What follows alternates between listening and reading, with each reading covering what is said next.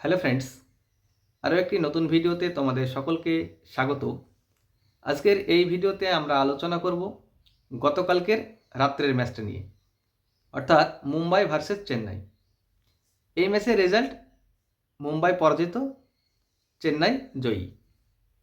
এই পরাজয় এবং জয় এই দুটোকে ছাপিয়ে এই ম্যাচের কিছু অংশ খুবই গুরুত্বপূর্ণ হয়ে উঠেছে। আজকে আমরা ছোট ছোট ভিডিও ক্লিপ ইউটিউবে, ফেসবুকে দেখতে পাচ্ছি। তোমরা অবশ্যই আন্দাজ করতে পারছো আমি কোন ভিডিও ক্লিপটার কথা বলছি। হ্যাঁ, মহেন্দ্র সিং ধোনির স্টাম্পিংয়ের কথা বলছি।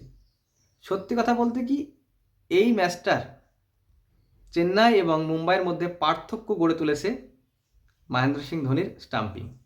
এই স্টাম্পিংয়ের জন্যই মুম্বাই হেরেছে, এই স্টাম্পিংয়ের জন্যই চেন্নাই কিন্তু জিতেছে। এখন কিভাবে সেটা আলোচনা করি আমরা। আলোচনার পূর্বে তোমাদের সকলকে বলবো, যারা এখনও চ্যানেলটিকে সাবস্ক্রাইব করোনি তারা অবশ্যই চ্যানেলটিকে সাবস্ক্রাইব করে দিও, আর ভিডিওটা ভালো লাগলে অবশ্যই লাইক, শেয়ার, কমেন্ট করো। তো চলো মূল আলোচনায় প্রবেশ করি। স্টাম্পিং, মহেন্দ্র সিং ধোনির এরকম প্রচুর স্টাম্পিং আমরা দেখেছি, কিন্তু গতকাল যে স্টাম্পিংটা করেছে তোমরা ইতিমধ্যে স্ক্রিনে দেখতে পাচ্ছ স্টাম্পিংটা কীভাবে করেছে। 0.12 সেকেন্ডে এই স্টাম্পিংটা করা হয়েছে।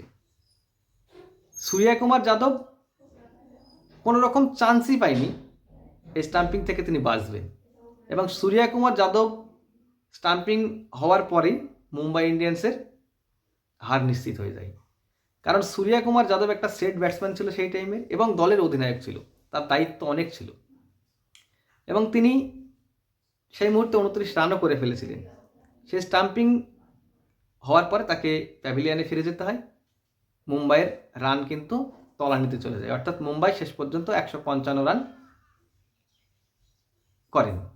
কিন্তু সূর্যকুমার যাদব যদি থাকতো সেক্ষেত্রে রানটা হয়তো 170-75 যেত, এবং এই 170-75 যদি যেত সেক্ষেত্রে মুম্বাই ইন্ডিয়ান্স জিতলেও জিততে পারত।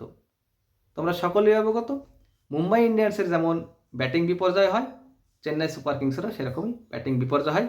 যদিও রাচিন রবিন খুব সুন্দরভাবে ম্যাচটাকে ধরে রেখেছিল এবং ফিনিশও করেছে। পরবর্তীতে জাদেজা খুব সুন্দর একটা ইনিংস খেলেছে, ছোট্ট ইনিংস।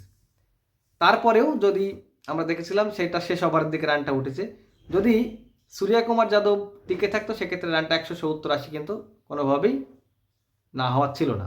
আমরা সূর্যকুমার যাদব 360 ডিগ্রি কী ধরনের ক্রিকেটটা খেলে আমরা জানি, টি-20 ক্রিকেট কেমনভাবে খেলে। তার মানে এই স্টাম্পিংটাই ছিল এই ম্যাচের টার্নিং পয়েন্ট, অর্থাৎ মহেন্দ্র সিং ধোনি স্টাম্পিংটাই কিন্তু এই ম্যাচটাকে মহেন্দ্র সিং ধোনি অর্থাৎ চেন্নাইয়ের দিকে নিয়ে গিয়েছে। মহেন্দ্র সিং ধোনি সর্বকালের সেরা উইকেট কিপার, এটা আগেও আমরা জানতাম, কিন্তু গতকালকে যে স্টাম্পিংটা করেছে সে কিন্তু বলে দিয়েছে তার বয়স 42 না 22 এখনও কেউ বলতে পারবে না। তিনি যেটা লাস্ট আইপিএল খেলছে না ফার্স্ট আইপিএল খেলছে এটা হয়তো বোঝা খুব কঠিন। তবে যারা চেন্নাইয়ের ফ্যান আছো তাদের জন্য অবশ্যই খুব দারুণ একটা, কালকে রাত্রে গিয়েছে, খুব দারুণ একটা ম্যাচ উপভোগ করেছো। মহেন্দ্র সিং ধোনির ফ্যান তো প্রচুর। তো যাই হোক, ভিডিওটা এখানে শেষ করছি। Thank you.